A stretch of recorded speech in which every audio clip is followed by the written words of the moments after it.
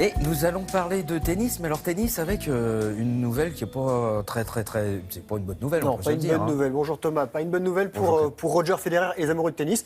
Il a décidé de mettre un terme à sa saison et il ne sera donc pas à Rio. Je vous explique avec des belles images d'archives. Regardez, opéré du genou gauche en février dernier, le Suisse souffre toujours et doit observer une période de repos plus longue que prévu. Absent des cours depuis sa demi-finale perdue à Wimbledon au début du mois, il n'ira pas à Rio et il a sans doute laissé filer sa dernière chance de conquérir l'or olympique. L'un des rares titres qui manque à son palmarès. Il y a 8 ans, à Pékin, il avait remporté le titre en double avec son compatriote Stan Wawrinka. Et en 2012, il s'était offert l'argent à Londres. Roger Federer, vainqueur de 17 tournois du Grand Chelem et lauréat de 88 titres, avait toujours gagné au moins un tournoi par an entre 2001 et 2015. Ce ne sera pas le cas cette saison. Il va quitter le top 10 mondial. Une première pour lui depuis 14 ans. Et on l'a appris cette nuit, Rafael Nadal souffre du poignet gauche et pourrait lui aussi être absent de Rio. Voilà. Ouais, mais alors attendez, là vous êtes en train de nous dire qu'en fait on a des JO, il n'y a plus Federer, il n'y a plus Nadal. Il vous reste on va nous annoncer que Djokovic. Là, il a Toronto, Djokovic. Donc on en reparlera. Toronto Masters 1000. Non, il sera à Rio. Oui, vous me dites ça, et puis je vous connais, dans 8 jours, vous allez m'annoncer le contraire. Bon, alors on reste quand même avec le tennis, Voilà. et justement à Toronto, et des Français pour qui ça va plutôt bien. Et surtout pour Gaël Monfils. Regardez, le Parisien a déjà gagné il y a 2 jours le tournoi de Washington. Le 14e mondial a réussi son entrée à Toronto. Il n'a pas traîné sur le court pour écarter le Portugais Joao Sousa. Victoire en 1h12 et 2-7, 6-3, 6-3. Alors il aurait pu, Gaël Monfils, rencontrer au prochain tour son compatriote Jérémy Chardy, mais ça ne sera pas le cas. Le Palois, 39e du classement, a abandonné suite à une douleur au pied droit. Son adversaire, le Canadien Vasek Pospisil, avait remporté le premier set. Et c'est donc lui, Pospisil, qui affrontera au deuxième tour Gaël Monfils. Un autre Français au deuxième tour, c'est Lucas Pouille. C'est lui, il est 23e du classement. Il a eu beaucoup de mal à se débarrasser du modeste équatorien Emilio Gomez, 318e mondial et issu des qualifications. 2h20 de jeu, 6-7, 6-4, 7-5, c'est le score.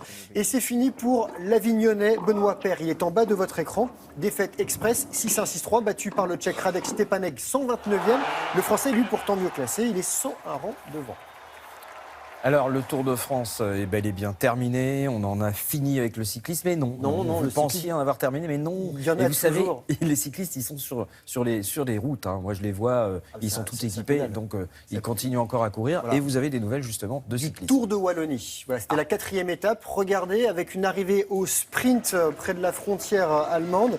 C'est du côté d'Odel et Herstal, près de Liège. C'était le départ, il était du côté de l'Allemagne. Victoire de l'Italien Matteo Trentin. Et le Belge Mersmann, lui, est leader du général. Les Français Pichon, Bonafont, Desmar et Hiver sont respectivement 5, 6, 7 et 8e du classement. 2 buts de foot.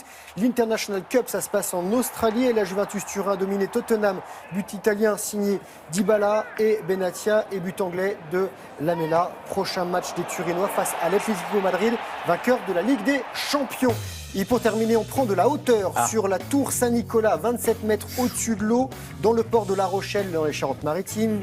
Voici le Britannique Gary Hunt qui a remporté cette étape du Red Bull Cliff Diving, compétition de plongeon de haut vol.